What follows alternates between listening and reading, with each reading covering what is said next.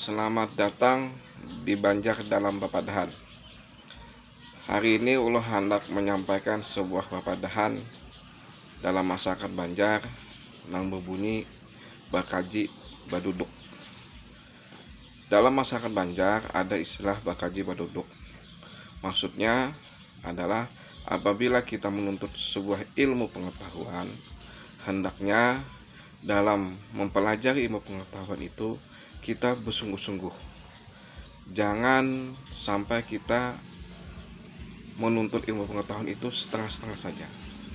Nanti kita tidak bisa memahami apa yang disampaikan atau apa yang dimaksud ilmu pengetahuan yang kita tuntut itu. Oleh sebab itu, dalam menuntut ilmu itu perlu kita bersungguh-sungguh untuk menghasilkan hasil yang baik. Terima kasih, mohon maaf bila ada salah. Kita akan lanjutkan di Banjar Papadahan berikutnya.